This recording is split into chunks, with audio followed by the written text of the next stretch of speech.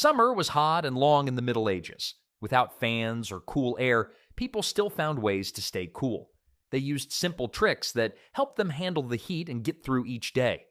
When the mercury climbed in medieval times, peasants couldn't exactly flip on the air conditioning. Instead, they completely rethought when and how they worked. Their morning alarm? The rooster, nature's most annoying snooze button that you can't turn off. Rise and shine happened incredibly early during heat waves. We're talking 4 or 5 in the morning. The air still held the coolness of night, and the sun hadn't yet turned the fields into nature's frying pan.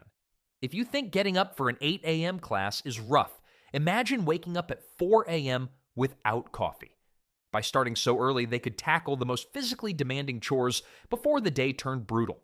Plowing and harvesting were exhausting even in good weather. Do that work at noon in 110-degree heat? That's not farming, that's self-barbecue. Studies show traditional farming communities can complete nearly 60% of their hardest labor before 10 a.m. during summer. When the clock struck around 11, everything changed. The hottest part of the day had arrived, and with it came what modern Spaniards call a siesta, though medieval peasants probably called it not dying of heat stroke time. From 11 until 3, the fields emptied out.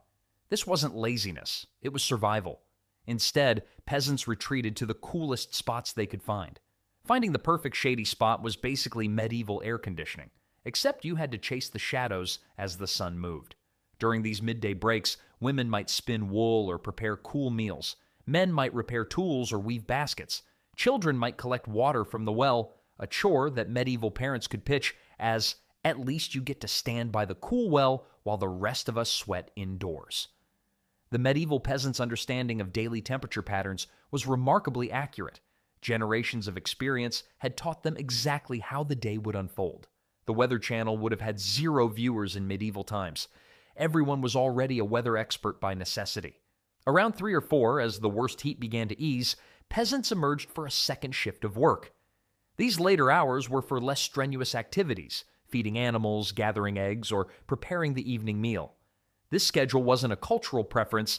It was found across medieval Europe wherever high temperatures were a problem. From Spain to Hungary, peasants adopted similar patterns because they worked. When the sun set, sleep came early. After all, tomorrow would begin at dawn again. Nobody was staying up to binge-watch medieval Netflix, which would have just been a guy telling stories until everyone fell asleep anyway. Of course, changing when you worked wasn't the only trick medieval peasants had for beating the heat. Sometimes they needed to escape the sun completely. When the scorching heat became too much even with a clever daily schedule, medieval peasants had another cooling trick. They went underground. The earth itself became their natural refrigerator in the form of dugouts and cellars. These underground spaces weren't fancy, but what they lacked in style, they made up for in cooling power. These were the original basement man caves, except without the flat-screen TVs and dartboards. A dugout was exactly what it sounds like, a space dug into the earth, usually into a hillside when possible. These earth-sheltered rooms maintained a steady temperature year-round, typically hovering between 55 and 60 degrees Fahrenheit. Even when the outside world was baking at over 100 degrees, these underground chambers stayed refreshingly cool. 6 feet below the surface, ground temperature remains nearly constant regardless of wild swings in air temperature above. Modern studies of traditional earth-sheltered homes show they can be up to 30 degrees cooler than the outside air during extreme heat waves without any mechanical cooling. Walking into a medieval dugout on a scorching day would feel like stepping into an air-conditioned supermarket, minus the awkward small talk with people from high school you're trying to avoid. Constructing these cool retreats took serious effort. Peasants would dig horizontally into a hillside or vertically down into flat ground. The walls were often lined with clay, stone, or packed dirt. Overhead, they used wooden beams, sometimes covered with layers of moss, thatch, or more dirt for insulation. The entrance typically faced north whenever possible, away from direct sunlight. Some dugouts even included primitive ventilation systems, small air shafts that created gentle air circulation without letting in heat. While food storage was their primary purpose, during heat waves, these underground spaces became literal lifesavers. Families might retreat to their root cellar during the hottest hours. Children were often sent to fetch items from the cellar, a chore that mysteriously had many volunteers during July and August. Many medieval homes also incorporated semi-subterranean designs, with floors dug several feet below ground level. In regions with extreme temperatures, some dwellings were built partially underground. These earth-bermed houses stayed cooler in summer and warmer in winter, medieval climate control at its finest. The temperature difference could be dramatic. On days when the air temperature climbed to 110 degrees, the dugout might remain a comparatively chilly 60 degrees. A 50-degree difference achieved without a single watt of electricity. Medieval real estate agents would have had very different selling points. This lovely dugout features all-natural cooling, excellent root vegetable storage, and is conveniently located just 20 steps from your main pig pen. Archaeological evidence of these cooling structures exists across Europe, with particularly sophisticated examples in Mediterranean countries where summer heat was most severe. Some dugouts from this period show evidence of water channels running through or near them, adding evaporative cooling to their temperature-regulating qualities. Underground spaces helped medieval people beat the heat, but sometimes they needed cooling solutions that worked above ground too. Medieval peasants couldn't exactly throw on a tank top and shorts when temperatures soared, yet their clothing choices were surprisingly effective at managing heat, much more so than you might expect. The secret? It all started with linen. This wonder fabric made from the flax plant was the medieval equivalent of modern athletic wear. Almost every peasant owned at least one linen undergarment, a shirt for men or a chemise for women. These base layers served a crucial purpose. They absorbed sweat and allowed it to evaporate slowly, creating a natural cooling effect directly against the skin. When it came to summer wardrobes, medieval peasants were living the business on the outside, party on the inside lifestyle, centuries before the mullet haircut tried to claim it. Linen truly was a remarkable fabric for hot weather. Studies of traditional linen garments show they can feel up to 7 degrees cooler than modern cotton, and as much as 15 degrees cooler than polyester when worn in direct sunlight. The flax fibers have natural wicking properties that pull moisture away from the body. Over this base layer, peasants typically wore looser outer garments, often made of lightweight wool. Before you gasp at the thought of wool in summer, remember that not all wool is created equal. Medieval peasants used thin, loosely woven wool that breathed surprisingly well. The loose fit of these garments was intentional, not a fashion statement, but a cooling strategy. The space between clothing and skin allowed air to circulate, creating a microclimate that helped regulate body temperature. The counterintuitive brilliance of medieval summer clothing was that it actually covered most of the body. Long sleeves and hems protected skin from direct sunlight while still allowing sweat to evaporate. In regions with the hottest summers, clothing was often nearly all white or very light-colored, reflecting rather than absorbing the sun's rays. Head coverings were especially important cooling tools. Women wore lightweight linen veils or caps, while men donned straw hats or simple cloth caps with brims.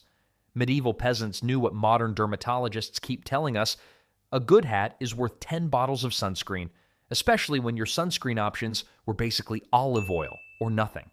Footwear followed the same cooling principles. When possible, many peasants went barefoot during the hottest weather. Direct contact with cool earth or stone floors helped lower body temperature. For work requiring foot protection, thin leather sandals or shoes with ventilation holes were common in summer months. Multiple thin layers that could be added or removed throughout the day meant peasants could adjust their clothing as temperature and activity levels changed.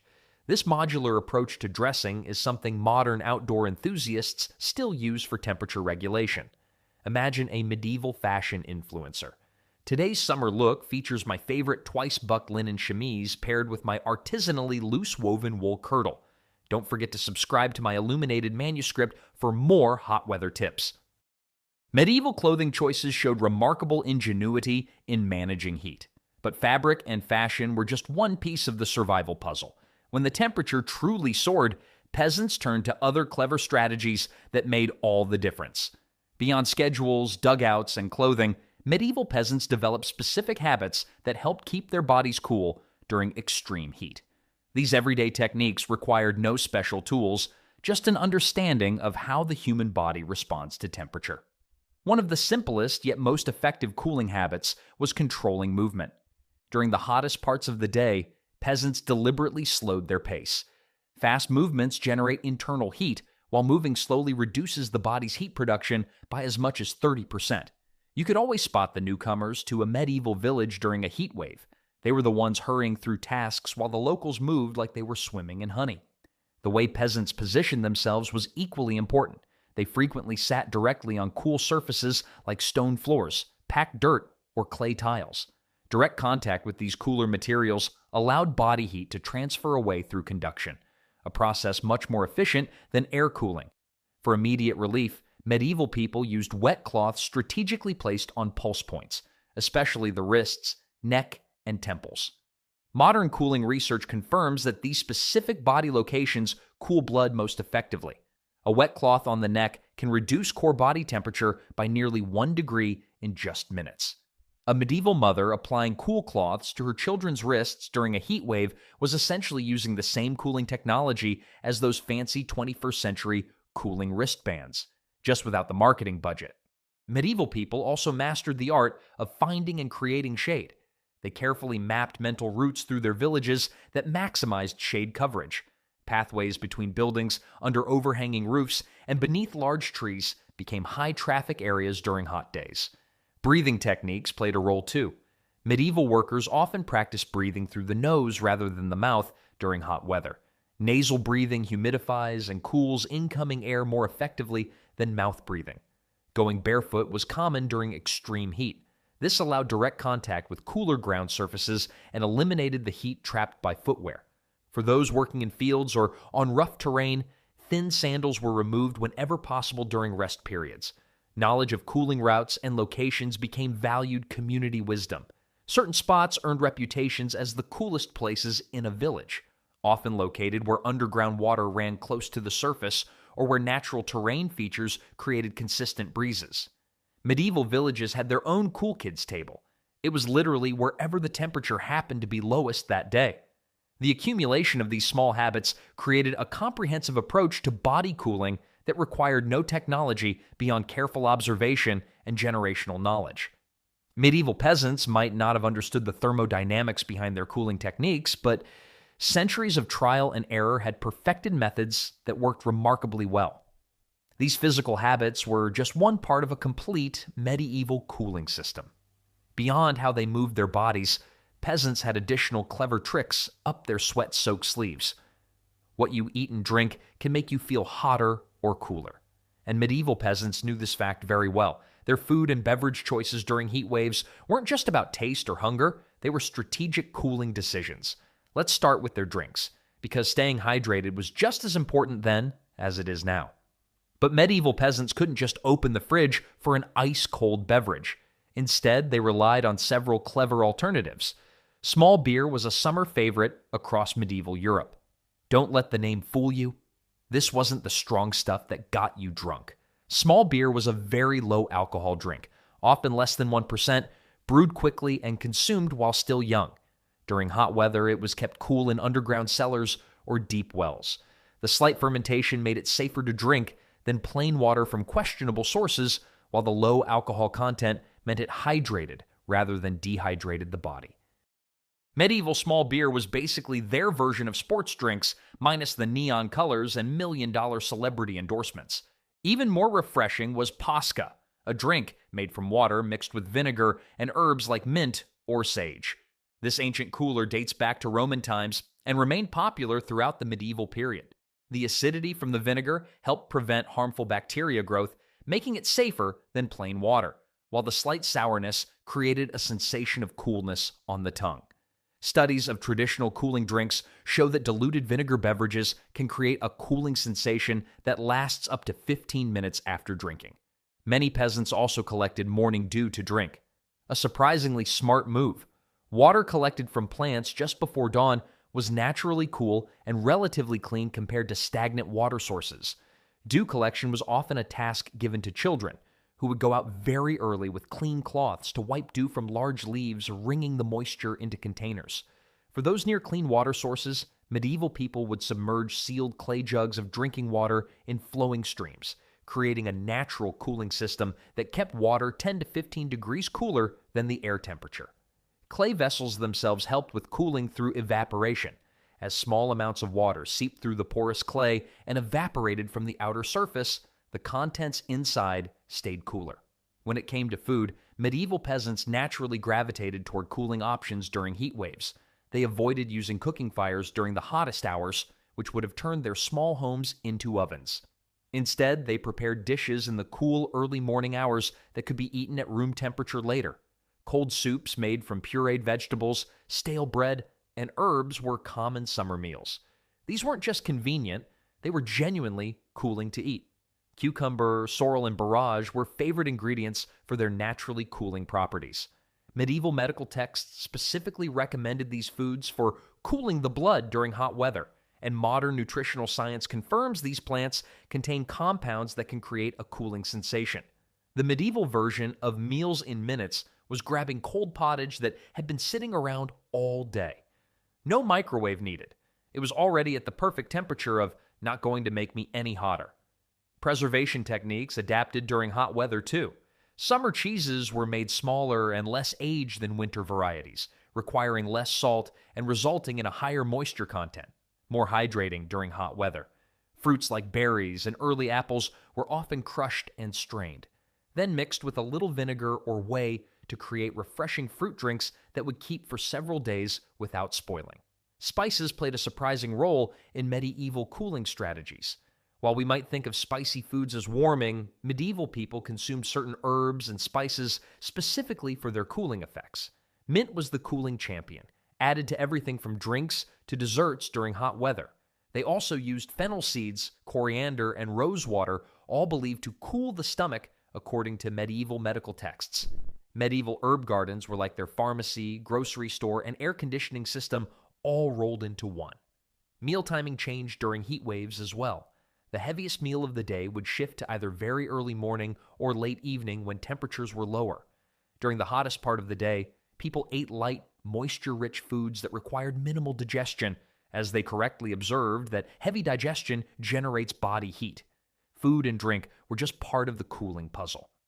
Medieval peasants had even more clever tricks for staying comfortable when the temperatures climbed to unbearable levels. Water was medieval Europe's most valuable cooling resource, second only to shade. While today we might take running water for granted, medieval peasants developed remarkably creative ways to use this precious liquid for temperature control. The most direct approach was also the most effective: get wet. Medieval peasants would often wade into streams, ponds, or rivers during extreme heat, but with a twist that modern swimmers might find strange. They frequently kept their clothes on while doing so. This wasn't about modesty, it was about extended cooling. Wet garments, especially linen, would continue to cool through evaporation long after leaving the water.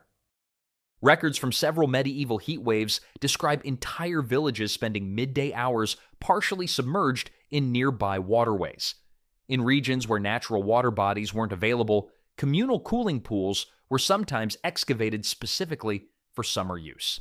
These simple basins, often lined with clay, collected rainwater or diverted stream water for cooling purposes. Medieval swimming lessons were pretty straightforward. Step 1, find water. Step 2, get in. Congratulations, you've graduated. Just try not to drown.